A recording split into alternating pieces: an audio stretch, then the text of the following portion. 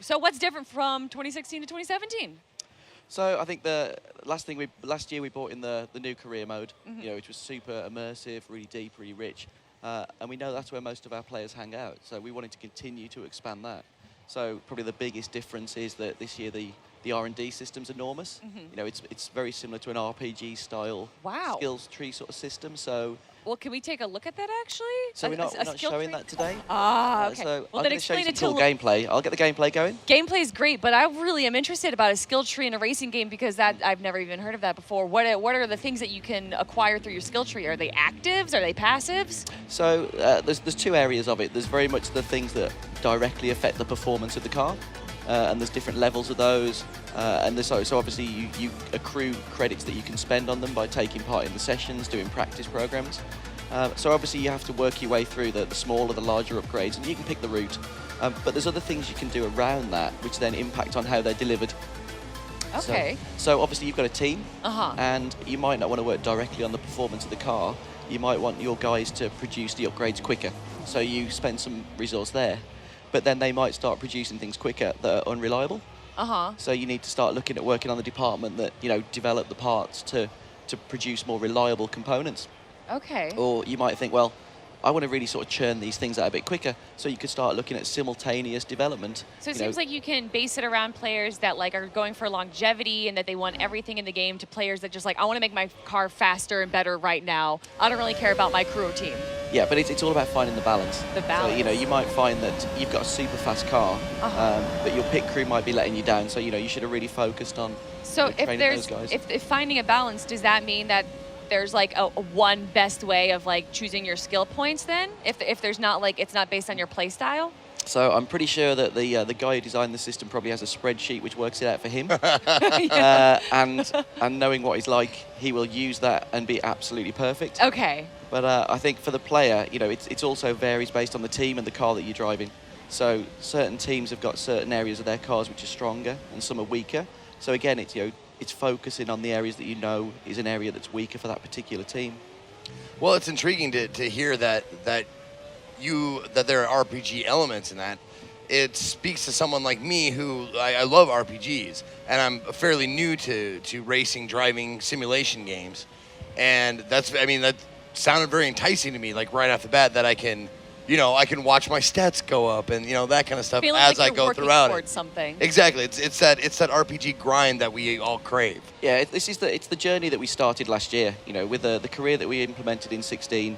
We knew this is the sort of direction we wanted to take it. We do a great on-track experience. We know that. We know that we replicate the sport of Formula One beautifully, but there's so much more than just the on-track. The teams are always working to build the cars, to build up the performance. It's a constantly evolving, world. Well, what else in F1 2017 is new that wasn't in there last year? So before I move to the classics, another cool element of the career, which I think will appeal to you again, is the fact that you can manage the engine and gearbox. They're consumable items, and in the sport there's penalties attached to that, so we replicate that in the game. So the engine, obviously it's broken down into multiple components, and so you can take that risk of, can I make it to the end of the next race? Maybe not, you might destroy the engine. Or should I take the penalty, change the part early, and finish the race? Oh yeah. So it's like it's like pit stops, like NASCAR. I'm sorry, I don't mean to compare the two. Forgive me, but I got to speak from what I've kind of familiar with. Yeah. But you've got to take the time loss, to change out stuff. Exactly. Yeah. But if things are going well, you don't need to worry about that. But if you're having issues, that's another area that you have to consider. And then you talk to the guy who put it in there, and you fire him, you reprimand him, give him his pink slip, tell him to get the hell out, never come back, you'll never work in this business again. Yep, something along those lines. So that was a small clip from a Twitch live stream, an official Twitch live stream that Lee Mather was on earlier today, talking about the R&D system and the gearbox and engine management system. Now, this is not the actual video that I mentioned yesterday. I have still got that video sitting in my video manager, but I can't upload it yet because Codemasters have not given me the green light yet to upload that video, unfortunately.